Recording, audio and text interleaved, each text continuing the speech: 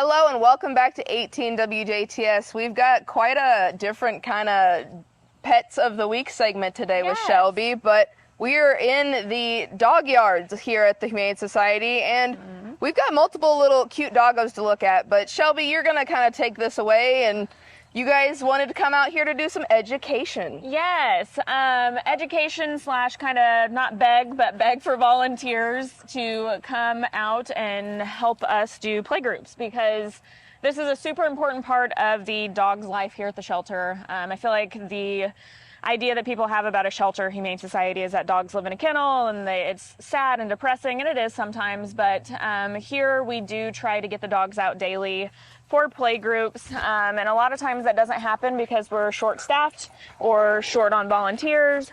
So we really need more hands on deck just to do what we're doing right now. And it can take, 2 to 3 people for play groups. Sometimes because we're short-staffed or short-handed, we just have one person for a play group, which isn't ideal. But by play group, we mean we try to rotate every dog out of their kennel. As long as the dog wants to participate. There are just a handful of dogs, not even a handful. There's like 2 dogs that don't want to participate in play groups. Doesn't matter if they're young or old. Everybody gets a turn out here, and right now we just have 4, but the Husky is brand new to us, and honestly, what is her name? Because she's so brand new. Sophie. She's only been here for less than an hour, but that's what we love to do when a new dog comes in, is we want to get them out in a yard. It helps us learn if they're dog friendly or not, and also just it makes this place more of like a boarding place where they get to play versus this is where I'm going to live until I find a forever home. So this is very much different because I already got in trouble, because this is meant to be dogs socializing with dogs, not dogs socializing with humans, right? Right. So our biggest rule is don't pet the dogs, because this is more about dog on dog interaction than human with dog interactions. It's just a good time for them to get to play, run off some energy, and what we were talking about earlier is it's great to help us learn more about behavior. You get to learn a lot about body language, dog behavior, and so that's great for volunteers as well. We have a lot of volunteers that are like, wow, I had no idea until I came out and started doing this. So it's awesome. You've got plenty of Zoomies coming through here today. Yes, we do. Everybody loves the pool. Everybody gets to Zoom, and this yard is huge, so it's awesome. Yes, and you've got Kaya and Tori in the background here doing some supervision. So why do we need people out here if we're not interacting with the dogs? We are basically just, hall monitors, supervisors. If there's ever a little tiff that we need to intervene with, we do. We have a couple of tools here that we use: a spray bottle, a shaker bottle, air horn. Honestly, we rarely have to use any of the things. Like right now, they are kind of, I want to say, annoying the new girl. They all want to play with her, and sometimes they get overwhelmed. So she's allowed to correct them. She's allowed to tell them, hey, back up, which she didn't. They all just kind of left her alone. Yes.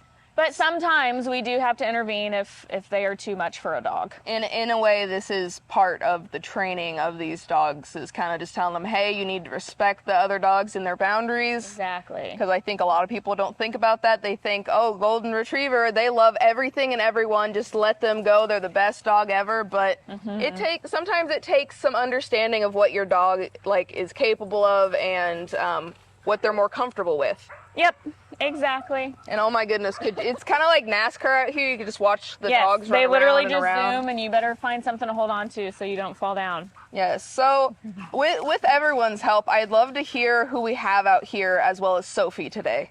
So Sophie is the Husky, Jamie is the Red Pitty Mix, Hudson is the Fluff that needs he needs groomed very badly, but he's also new, and he's a rock star at play groups.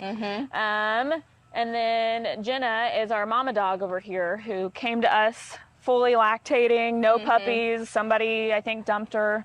But yeah, everybody is available for adoption, and everybody is fantastic. Dog toy. So yes, I was just told to talk about the dog toys. Yes.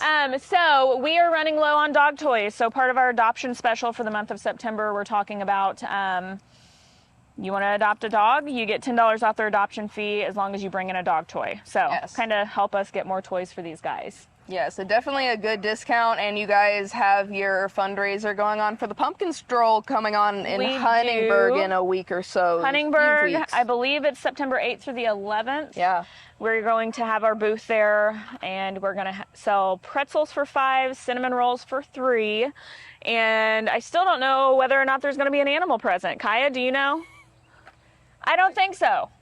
if it's a good day, maybe. Who knows? We'll see. That's why everyone needs to show up. I cannot stress that enough. You guys, you work with the animals, they don't work for you. So it's just kind of about figuring out which animals would be good at the event and whatnot. If they're running around like in here, it probably wouldn't be the best thing to have in downtown Huntingburg. However, it wouldn't be terrible.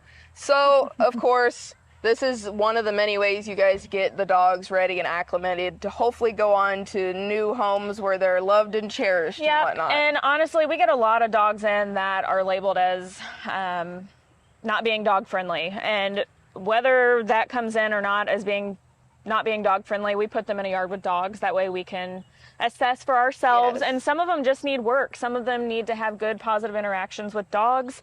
We've definitely had several dogs in our care that came in not being dog friendly. They did really well in play groups. They went through a couple more phases of not being dog friendly, and we just worked through it with them. Sometimes that means putting a muzzle on and letting them interact with other dogs and just kind of working through it. But that's why play groups are so, so important. Yeah, definitely. So do you need to be experienced with dogs to volunteer to do playgroups? That's a great question. No, you don't, because we are here to coach you. You know, forever and always, Dubois County Humane Society has been great about having playgroups. When I started, we didn't do playgroups this style, but the staff was really great at finding playgroups. So even when people aren't here, if we have dogs that jive really well together and never have any tiffs, we'll throw them out in a yard together all day, every day. So there's always playgroups happening. But Dogs Playing for Life, I will always give them a shout out. They came out, what was it? It'll be 2 years in October. No, 2 years in December that they came out, and they just coached us on how to do this playgroup style. Awesome. And it has saved a lot of dogs' lives. Like, we've had so many dogs that weren't dog friendly that became dog friendly through this. So they coached us, and we're happy to coach other people to get more people and hands on doing this. And is this kind of restricted to open hours, or is this something where you need to be in contact with everyone so that whenever you have free time, you want to do a play group, you get in contact and get some people together? Another great question. I'm full of them today. Yeah, we have a volunteer page, and we have just a small group of people that post weekly about, hey, anybody want to get together and do a play group? And from there, people comment, and people will figure out a date and time that works best. Open hours, it doesn't have to be open hours. Sometimes we like to do open hours so people can come and watch along the fence to see, like, hey, that dog really drives well with other dogs. I think I might be interested. But we need more people to, like, another group of people. So like, say that group always does it on Tuesdays, we need somebody to come in even different times of the day. Sometimes us three here will do it morning, and then other people will come in and do afternoon. It doesn't matter. We're just happy to get the dogs out. Yes, and I mean, for you guys as staff, it's hard for you to be out here coaching the dogs and then also be in the office answering the phones and taking care of the cats. Vaccines, all the things. We can't do all the things. So volunteer is definitely necessary. It's super easy to apply on the DuboisCountyHumane.org website, right? Yes. Another great suggestion. So if you are interested in doing play groups, just get onto our website, DuboisCountyHumane.org, fill out that volunteer form. From there, we will give you a phone call, shoot you an email, we'll have you come in, and we'll teach you the ins and outs of play groups and shelter life in general. But I can't stress or say enough, we are so very thankful for our group of volunteers, all volunteers, but especially the ones that come in and do these play groups, because it's so important for our dogs and their quality of life here. And it takes a lot of energy out of the volunteers, because after a hot, busy day, they'll be sitting in the office just trying to chill out like a good dog, trying to take a nap. So it takes a lot, and it takes people who are really willing to work with these animals, because they can struggle. They can take some time, some spells, just like humans can. Exactly. And the dogs are definitely worth it. You can see there's a lot of cute moments happening here. Like, I know Jared behind the camera wants to touch all of the dogs, but this is their time to be a little, be more dog-like. Yes. Best way to put it. And I mean, you'll see all kinds of ranges of dogs, especially if you're involved with the volunteer page and whatnot. I mean, you can see someone as old as Cream or someone as Cream lazy gets as out Iggy. here. Yes, Cream gets out here. We stopped putting Iggy out because he would just... Sorry, Jamie's over here muzzle punching people. I and know she's it. just doing it to be playful, but it's funny. So Iggy is a dog that does not come out for play groups because he just hugs the gate and he doesn't really enjoy it. He's very antisocial. Yeah, pretty much. He's lazy. He's very lazy. You got it again, and that's all about reading the body language and knowing what the dog's preferences are. Yep, exactly. And some of them aren't comfortable day one coming into a play group, so we'll just do like a small positive interaction and take them out and bring them in the next day. But Dogs Playing for Life, their saying was always every dog, every day, and that is our dream here. So I would really love for more volunteers to sign up to do this. But we don't have the hands to do every dog, every day. But we do make it a point to do it several times per week. So yes. Well, that is all good things. Anything else we need to touch on? I mean, you got wonderful information, and again, I cannot stress enough how much you guys, the staff here, are willing to train and work with people to get them where they're comfortable. Yeah, no, I think we covered just about everything. Awesome. On dog side, cat side, real quick, we are still doing the Adopt-A-Pal. We're doing that for the entire month of September because we have so many cats and kittens here and so many that need to come in. Yes. So you can adopt a kitten and a pal for one adoption fee of $40, and they are spayed, neutered, microchipped, have age-appropriate vaccinations, deworming, all the fun stuff. So come and adopt a pal, please. I mean, if you think about it, that's maybe like a month's supply of Starbucks coffee that you just spent on two friends that'll love each other for many, many years. So I think it's worth it. Yeah, so $40 for a cat that, costs us probably around $125 per cat. Yeah. So it's a deal. And there's a lot of cuddlers in there, I can say from experience. So some of them are a little more timid yet, but of course comes with time and age, and they can't all be this crazy like the dogs out here with their zoomies. Right. And again, they broke the pool. Oh, fun. Everything you need to know about the individual dogs or volunteering or anything like that can be found on DuboisCountyHumane.org. We're gonna let the dogs do their thing and wrap it up for today. So thank you, Shelby. And well, thank you guys.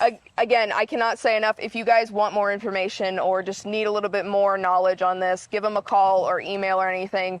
It's all about learning and all for the animals in the end. So before Shelby gets knocked over here, we will sign off here. So. From the Dubois County Humane Society, this has been your weekly Pets of the Week, out in the dog yards with Play Day here, and weather is next here on 18 WJTS.